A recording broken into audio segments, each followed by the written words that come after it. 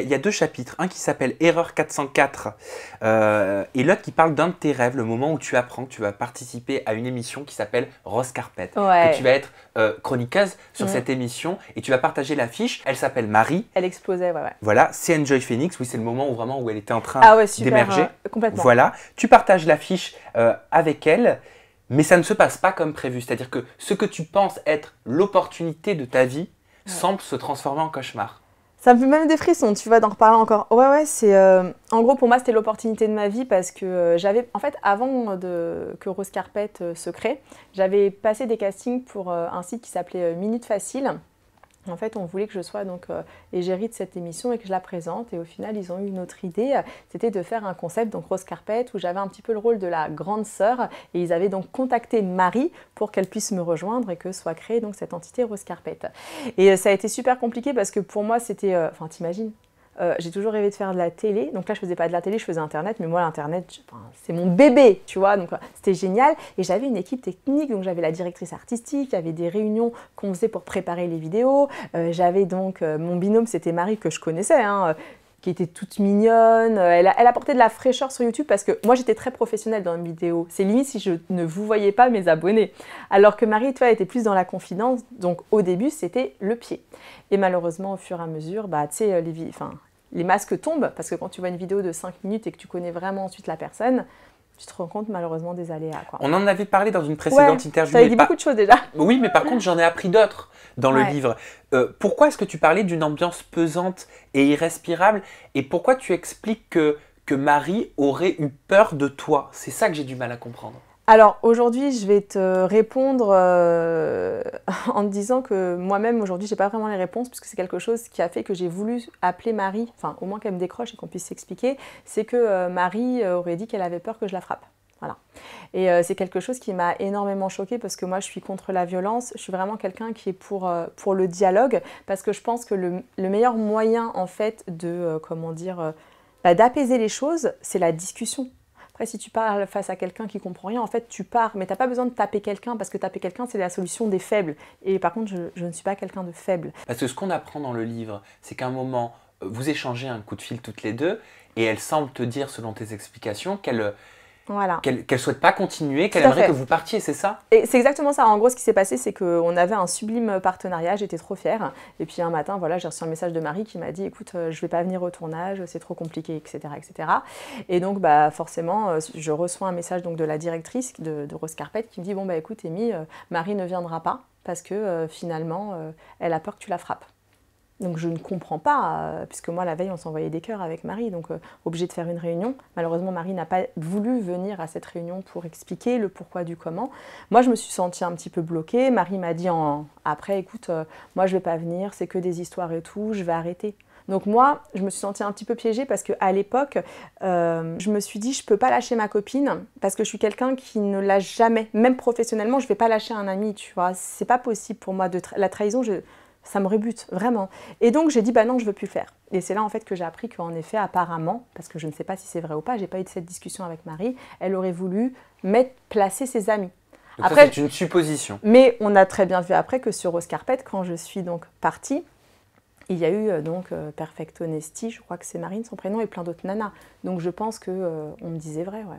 Dans ce chapitre qui s'appelle Erreur 404, tu dis ça, tu dis « La bonne surprise, c'est le soutien en off que j'ai eu de beaucoup de youtubeurs humour. Ils m'écrivent pour me dire qu'ils ne peuvent pas me soutenir publiquement au vu de l'influence de Marie, mais qu'ils me trouvent courageuse et sont de tout cœur avec moi. » Oui.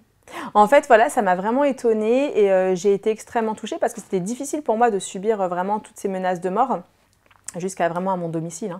On m'a crevé les pneus, enfin bref. Et donc, j'ai eu ce soutien, en fait, qui me disait écoute, c'est courageux ce que tu as fait. Vraiment, on te soutient. Maintenant, on ne va pas le faire publiquement.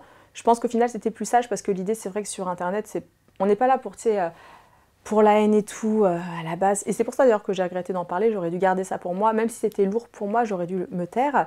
Et ça m'a fait plaisir, ouais, de me sentir soutenue. Parce que c'est dur quand même, t'imagines, enfin, je perdais donc le travail de mes rêves. J'avais une équipe M6, c'était des amours. Hein. Non mais ils sont vraiment Bien géniaux. sûr, mais ce qui est surprenant quand même, je poursuis juste avec ça, parce que je pense que ça peut interpeller certaines personnes de ma communauté. Tu dis, ce qui est terrible sur YouTube, c'est que les plus gros comptes règnent en maître. Le nombre de leurs abonnés leur confère une sorte d'immunité, on se croirait dans koh. Ils deviennent intouchables, car tout le monde sait que, face à eux, il est impossible de faire le poids. Donc, pour moi, c'est un jeu de l'hypocrisie. Tout à fait. Vraiment, pour moi, c'est vraiment de l'hypocrisie hein, sur ce monde-là. Je parle vraiment du côté beauté. C'est vraiment des hypocrites. Et c'est pour ça que depuis 3 ans, j'ai du mal en fait à me retrouver. Que tu vois, tu me vois dans l'humour, tu me vois dans la pole dance, tu me vois dans tout. Tu me vois plus dans la beauté. Tout le monde dit, mais tu t'appelles Amy Makeup Pro. Ben oui, mais j'ai été tellement, tu sais, j'ai été moi choquée. C'est-à-dire que quand j'ai eu mon choc émotionnel, que j'ai perdu mes cheveux, c'est parce que, mais jamais j'aurais pu penser que le vice en fait, genre mais même aujourd'hui tu vois je t'en parle et je suis Ça t'a marqué? ah mais oui, genre enfin YouTube c'est le plaisir du partage si tu veux, c'est genre tu sais mes bras m'en tombent quoi, et comme moi je suis quelqu'un d'impulsif, au bout d'un moment où tu me pousses, bah je craque, et d'où la vidéo que j'ai faite qui était bête, mais si tu veux ouais ça m'a marqué, ça m'a choqué, ça me pose des questions sur est-ce que je reprends ou pas? Donc j'ai repris là mes vidéos beauté, parce qu'à côté de ça, tu vois, il y a des filles formidables. Je pense à mon Noria, je pense à Sana, que j'adore, je pense à Léa, je ne suis pas jolie. Enfin, tu vois, à côté de ça, il y a plein d'autres nénettes trop mignonnes, je pense aussi à Romy, mais... Donc faut pas s'arrêter à un truc négatif, tu vois. Et puis peut-être que cette personne, elle avait des choses à elle qui faisaient que, tu sais, quand on n'a pas l'autre version, faut être un peu quand même pondéré. Après, il y a des actes qui trompent pas quand même. Par contre, tu expliques que à ce moment-là, les partenariats se font rares, car personne n'a envie de s'afficher avec l'ennemi numéro 1 de la plus grosse youtubeuse du moment. Bah c'est ça, c'est qu'en fait, je pense que malheureusement, quand moi j'ai voulu ouvrir mon cœur pour dire que je subissais, donc finalement, c'est comme, je le mets vraiment entre guillemets, mais c'était comme un... Tu sais, c'est comme un espèce d'harcèlement. Tu sais, quand moi, il y a des gens qui sont venus me dire... parce qu'il y a des youtubeuses, en fait, qui m'approchaient plus. Je me disais, mais qu'est-ce qui se passe? Et un jour, j'ai parlé avec l'une d'entre elles. Je fais, écoute, je comprends pas, Floriane. On se connaît depuis longtemps. Et elle me dit, mais non, mais moi, je t'approche pas parce que apparemment, tu serais capable de me taper parce que j'ai pas assez d'abonnés. Mais c'est genre, j'étais, hein? Genre, quoi? Tu sais, en fait, j'apprenais des choses sur ma personnalité qui... Et je lui ai dit, mais comment tu peux croire ça alors que, tu vois bien, je venais de faire une vidéo avec une petite toute mignonne qui s'appelait Yuki, on a fait une vidéo, tu sais, c'était les trucs baby doll, je sais pas. Enfin, je regarde pas le nombre d'abonnés, sérieux, je m'en fous, moi je regarde la personne que t'es, ce que tu dégages. J'avais peut-être 500 abonnés, j'ai jamais regardé ça, je m'en fous, je m'en tape en fait. Et je me suis dit, mais comment t'as pu croire ça? Et du coup, ça a été difficile parce que non seulement j'avais des commentaires de haine parce qu'ils n'avaient pas compris mon côté impulsif, et puis en même temps, tu vois, ça continuait même dans ma vie personnelle. Parce que ce qu'il faut comprendre, c'est que YouTube devient un travail. Et quand YouTube devient un travail, mais que ce travail, c'est ta vie, et qu'en plus, quand tu connais maintenant mon adolescence, mon enfance, tu perds pied.